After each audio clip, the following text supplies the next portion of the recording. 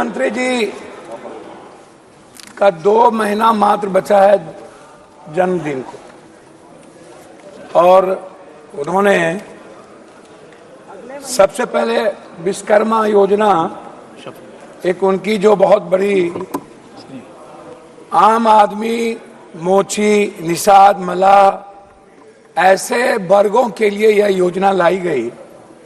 हम शुरू करेंगे माननीय वित्त मंत्री से कि पुराने में जो आप skill, startup, make in India या आपने जिन जिन योजनाओं को लाया उस पर अभी तक कोई श्वेत पत्र नहीं लाई कि उस योजना का क्या हुआ। आपको रघुराजन जी के ऑडिट रिपोर्ट को भी देखना चाहिए। उसके बाद भी जो रिपोर्ट आई उस पर भी आप कभी इस सदन में आप नई योजना लाते हैं, नया बजट लाते हैं, पुरानी बजट पर कभी चर्चा नहीं करते हैं कि उस पर कोई इम्प्लीमेंटेशन हुआ या नहीं हुआ, उस पर कोई ध्यान दी गई कि नहीं। जिसमें श्रम संगठन 2000 में जहां देश बेरोजगारों के पढ़े लिखे नौजवानों की तादाद 54.2% थी, वहीं 22 में 65.7% हो गई।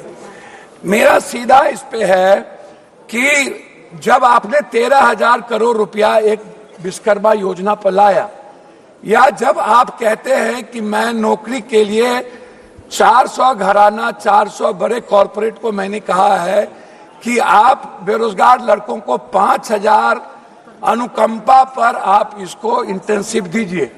मैं पूछना चाहूंगा ये इंटेंसिव कब मिलेगा? जब 40,000 लगभग कॉरपोरेट के पहले से उसके यहाँ काम करने वाले लोग हैं। तो 2 करोड़ की योजना में, 2 करोड़ की नौकरी में 25,000 एक कॉरपोरेट पर कहां से वो आएगा? ये जरा सा हमें बताएं, ये कौन सा झूठ वाली बात है बेरोजगारों के लिए। दूसरी चीज, रोजगार पर जब आप बात करते हैं तो इस देश में सबसे ज्यादा इंडस्ट्री किस पर है?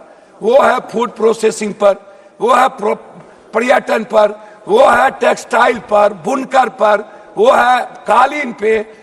टेक्सटाइल योजना पर इनका टैक्स कितना बड़ा, आप उसको देख लीजिए कि टेक्सटाइल पर इन्होंने कोई छूट नहीं दी, कोई टैक्सेस नहीं दिया और टैक्स को बढ़ा दिया। जब हम टेक्सटाइल को बढ़ावा नहीं देंगे तो रोजगार कहां से डेवलप होगा? तो जब हम फूड प्रोसेसिंग, जो सबसे ज्यादा यूपी, बिहार या जहां पर भी दलहन तेलहन, जब हम बात करते हैं मक्का की, मखान की, दूध प्रोडक्टिविटी की, उसके चीजों की, उस पर टैक्सेस को आप बढ़ाए हुए हैं। आप जो सबसे ज्यादा काम करने वाली 70-80% महिलाएं हैं, हमारी बेटियां हैं, उस पर आपके लिए कोई नई योजना नहीं है। आपने क्या किया? आपने जितनी बजट लाई है, आप सीधा का सीधा कॉर्पोरेट। लेकिन जब हम बात करते हैं जो आम आदमी से जुड़ा हुआ है, जिसको सब लोग कह रहे हैं, इवन मंत्री जी हमारे गडकरी साहब ने भी जो हेल्थ से जुड़े 18% जीएसटी की बात की। हम अस्पताल को फ्रीडम दे रहे हैं, लेकिन जो आम आदमी की दवाई है, उसका जो इक्विपमेंट है, अल्ट्रासाउंड है, सीटी स्कैन है, एमआरआई है या जांच का विषय है, उस पर हम बोझ डाल रहे हैं। तो आम आदमी को कहां से बेनिफिट मिलेगा? अभी सबसे बड़ी बात क्या है, बैंक की जब बात आती है अध्यक्ष सभापति महोदया, तो बैंक क्या करती है? हमारे यहाँ बिहार में 100-200 रुपया वाला गरीब लोग बाहर में काम करते हैं, वो बैंक को 100-200 रुपया, 1000 रुपया भेजता है। बैंक मिनिमम बैलेंस के लिए 1000, 5000, 7000 रुपया काट लेता है। अब आप बताइए, क्या आपने इसको रोकने का कोई प्रयास किया कि बैंक उस पैसे के, जो मिडिल क्लास और गरीब का पैसा है, जो बाहर से अपने माँ बाप को भेजता है, वो पैसा ना काटे? ये इस पर आपने कभी चर्चा की कि बैंक जिस तरीके से आज बैंक आपका बैंक आपको कितना पर लोन देता है? आपने बैंक को क्या बेनिफिट दी, या बैंक को आपने क्या कहा? जो बांग्लादेश में आज जो मोहम्मद यूनुस को वहां बनाने की मांग उठी, क्यों उठा? उसका कारण क्या था? उसके सबसे बड़े कारण थे कि उन्होंने बैंकिंग सेक्टर को आम लोगों के लिए उसके लिबरलाइज, उसको लोन का, उसके ब्याज और उसकी सूद को कम किया। लेकिन क्या मिडिल क्लास कोई गरीब आदमी कर सकता है? हम आते हैं किसान पर। आपने किसान पर टैक्स नहीं बढ़ाया, लेकिन आपने क्या किया? 50 किलो खाद को आपने 45 किलो कर दिया, आपने 40 किलो कर दिया। मैं जानना चाहता हूं कि 45 किलो को 50 किलो को क्यों कम कर दिया? दूसरी चीज, जो सबसे बड़ी बात है उसको मैं आपसे कहना चाहूंगा कि मैडम बार बार रोजगार की बात होती है, बार बार यूथ की बात होती है, एजुकेशन की बात होती है। हमें आप मैडम बताइए, दलितों को स्कॉलरशिप मिलता था, स्कॉलरशिप में अब क्या किया गया, उस दलित के स्कॉलरशिप को रोक दिया गया।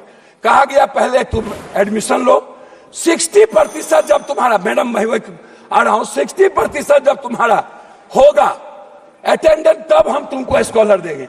इस तरह मिनिमम मदरसे की आप चीजों को 2 करोड़ कर दिए।